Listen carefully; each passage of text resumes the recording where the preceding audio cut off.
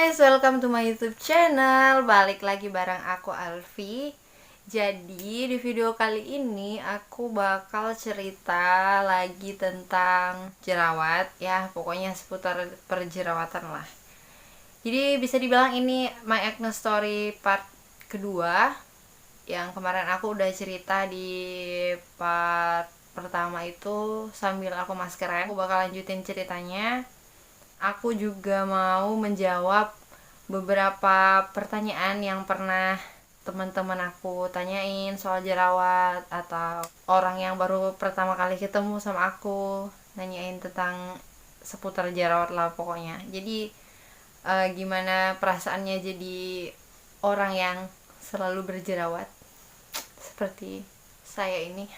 Jadi bagi kalian yang mau mendengarkan cerita aku, tonton video ini sampai habis, oke? Nah, kemarin itu kan aku cerita tentang terakhir aku pakai produk dari klinik N. Sebenarnya N ini ada dua klinik yang aku tahu inisial N sih. NG sih, bisa dibilang NG. Jadi NG itu yang buat muka aku rusak parah setelah aku berhenti pakai. Jadi setelah aku berhenti menggunakan produk dari klinik NG ini, kemarin aku bilang kan muka aku parah, yang sampai aku bilang di atas jerawat ada jerawat dan berjerawat, karena itu memang sebutan yang pantas untuk kondisi wajah aku waktu itu, yang sampai bekas bopeng di sini dalam-dalam. Dan aku berusaha menghilangkannya menggunakan Snail Trusika yang aku udah bahas di video sebelumnya. Gak segampang itu sih memang untuk menghilangkan bopeng. Jadi itulah akibat dari jerawat kamu yang gede-gede. Kalau kamu punya jerawat yang besar-besar, pasti ada bekas-bekas bopeng. Padahal aku sebenarnya nggak juga termasuk tipe orang yang suka pecahin jerawat sih, tapi itu kayak pecah sendiri sebenarnya, karena jerawat itu kan kayak bisul ya. Jerawat itu modelnya kayak bisul gede-gede, terus kayak biasa waktu mandi, biasa pas cuci muka kena tangan gitu. Jadi bukan aku sengaja pecahin, tapi pas aku mandi jadi pecah gitu kan, karena kena tangan. Atau biasa aku mandi pakai centong air ya, gayung ya. Pernah juga waktu ada jerawat gede banget di sini terus kepentok gayung gitu, jadi kayak gitulah. Terus dia pecah itu bikin muka kita jadi ada lubang gitu, jadi kayak gitulah sejarah dari kebopengan muka ini. Jadi setelah aku pakai produk dari NG itu, terus waktu itu aku pergi ke dokter kulit. Aku masih ingat banget, aku pergi ke dokter kulit itu ada di Yogyakarta, kalau nggak salah di Jalan Gejayan. Jadi aku pergi ke dokter kulit, lumayan mahal juga sih waktu itu bayarnya. Berapa ya, 500 apa 600 ribu. Terus dokternya pokoknya tanya kenapa bisa jerawatan. Terus aku cerita ya pernah pakai produk dari ini, terus aku berhenti, terus mukanya makin parah jerawatnya. Jadi akhirnya dokter kasih saran, terus dikasih resep lah ya kan, ada obat yang diminum, ada juga yang dioles di muka kayak gitu. Jadi waktu itu sebenarnya bagus sih, cuman aku tuh gitu tipe orang yang kayak udah habis obatnya udah malas pergi lagi gitu kan. Jadi kayak udah ngerasa mendingan, ya udah gitu, udah nggak dilanjutin lagi. Waktu itu aku udah nggak di Jogja kalau nggak salah, aku tuh pulang ke Kalimantan. Ya udah akhirnya aku nggak pergi lagi ke dokter itu kan. Pas aku balik ke Kalimantan ya gitu, mukaku parah lagi, mukanya parah lagi. Terus aku juga nggak ke klinik mana-mana di sana, nggak ke dokter kulit juga. Sempat coba satu produk lagi, lupa ya namanya apa ya, aku lupa produknya. Pokoknya dia tempatnya itu di Yogyakarta, katanya sih baru satu-satunya itu di Yogyakarta, pabriknya juga. Ya aku beli satu paket. Sebenarnya produknya itu nggak terlalu, maksudnya waktu kita pakai nggak se ekstrim, perubahannya nggak se ekstrim ini yang produk NG itu. Jadi waktu pakai itu masih juga ada tumbuh jerawat satu atau dua, tapi gitu udah habis satu paket aku kayak gitu orangnya kan, jadi aku nggak lanjutin lagi. Aku berhenti, udah nggak aku pakai lagi. Ya balik lagi mukanya jerawat parah lagi ya kayak gitu, apalagi kalau misalnya mau datang bulan atau haid, jerawatnya makin banyak. Tumbuhnya itu bukan cuma satu atau dua, bisa satu di sini, tiba-tiba besok tumbuh lagi di sini semua jadi banyak. Kayak semuka itu bisa jadi penuh gitu kan kalau misalnya datang bulan. Terus habis itu aku udah nggak pakai produk apa-apa. Nah, terakhir kali aku akhirnya mencoba itu si Snail Trusika yang pernah aku bahas sama kalian. Ini di situ aku balik ke Jogja lagi. Dari Tangerang, aku cuman 4 bulan kalau nggak salah di Tangerang. Terus aku balik ke Jogja lagi, aku pakai produk Snail Trusika itu. Nah, jadi aku masih pakai sampai sekarang karena menurut aku itu bagus.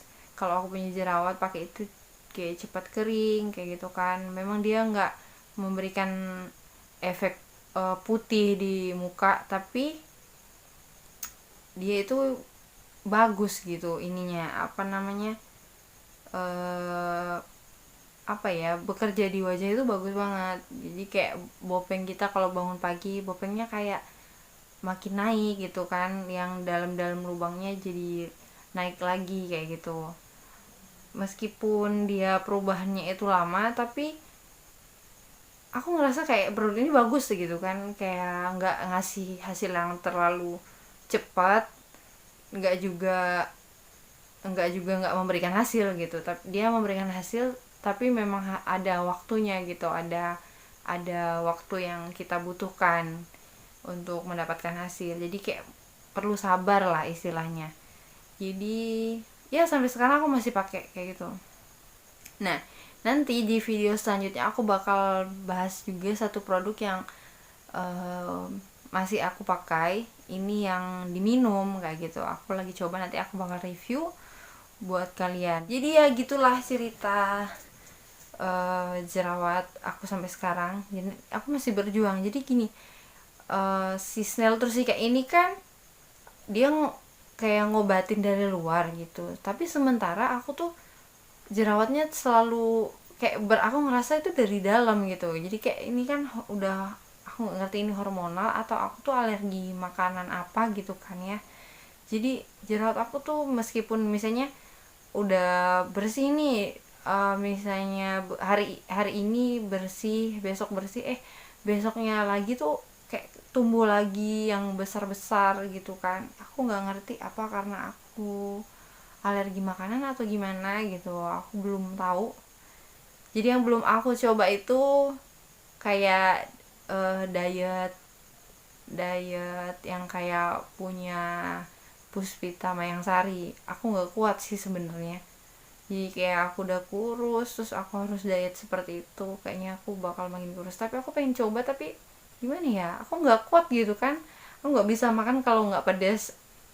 Kata orang sih kalau makan pedas juga bisa bikin jerawatan. Jadi aku belum tahu sih itu, apakah aku harus berhenti makan cabai.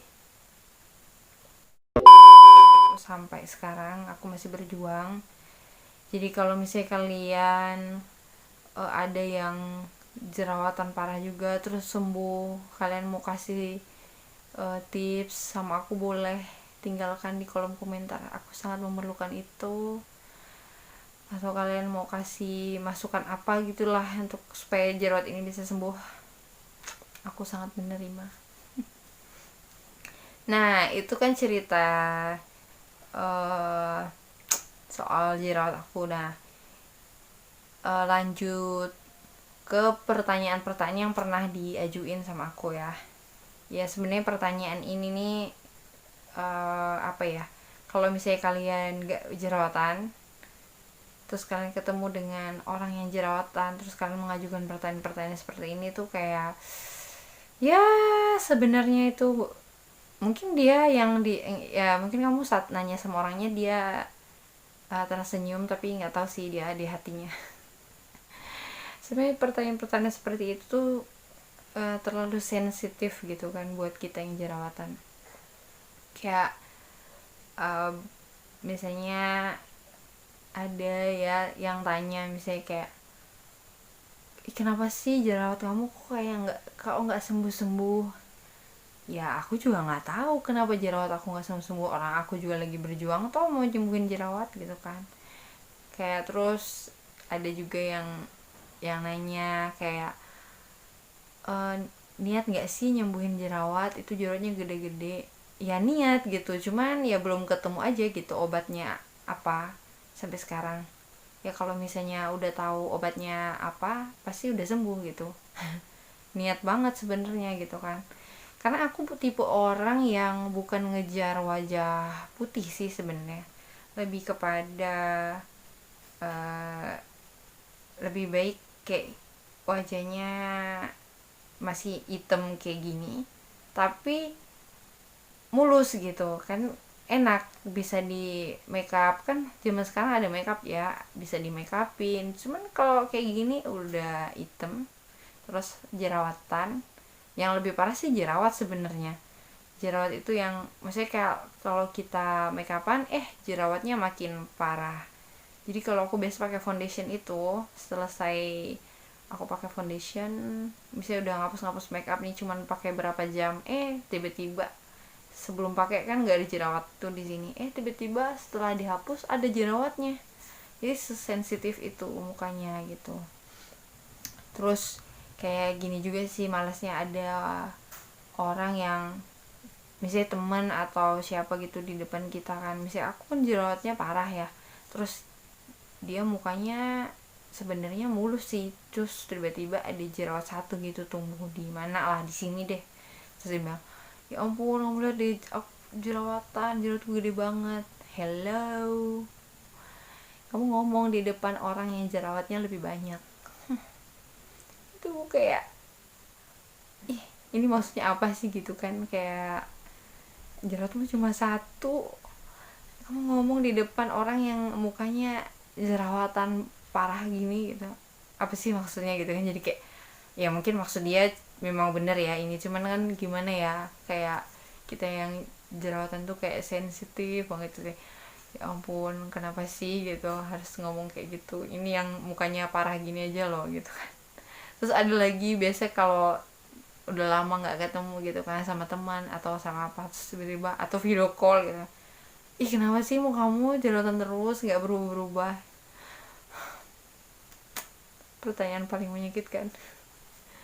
Atau kayak udah lama nggak ketemu terus ketemu, ya ampun muka kamu kok makin parah kenapa. Ya mungkin dia bener-bener care atau gimana sih ya, cuman ya kalau misalnya udah lama ketemu kenapa sih harus tanya jerawat, tanya yang lain kek gitu kan, atau tanya apa ya, ya tanya apalah gitu kan, gimana kerjaan kamu sekarang, atau kuliahnya gimana, selama ini ngapain aja aktivitasnya atau apalah gitu kan, bisa ditanyain, nggak usah tanya jerawat. Ya gimana ya, aku juga nggak bisa nyalahin sih sebenarnya, cuman ya sebagai penderita jerawat yang menahun ini itu sangat kayak pertanyaan-pertanyaan seperti itu membuat gimana ya, sedih sih. Siapa sih yang mau jerawatan seumur hidup gitu kan ya, cuman ya gimana gitu, aku juga nggak ngerti sampai sekarang juga masih berjuang dengan jerawat di muka ini kayak gitu kan. Kadang kalau lihat orang di luar sana, apa cewek-cewek di luar sana kan kayak enak ya mereka bisa pakai make up yang gini gitu, sebenarnya pengen gitu, cuman ya gimana ya, muka ini terlalu sensitif gitu ya guys. Gitu aja lah cerita aku kali ini. Jadi buat kalian yang juga berjerawat di luar sana, tetap semangat. Dan buat kalian juga di luar sana yang di rumah aja kayak aku, tetap semangat juga. Ya mungkin kalian udah pada mulai bosan, sama sih aku juga udah mulai bosan juga. Tapi ya kalau bisa manfaatkan lah apa yang bisa dikerjain di rumah. Ya kayak aku ini ya gini sih, sebenarnya ini adalah sebagian dari kegabutan. Gak ngerti mau ngelakuin apa, jadi aku cuman bisa bicara depan kamera, ya udah aku lakuin inilah. Oke guys, jadi gitu aja. Jangan lupa tekan tombol subscribe di bawah.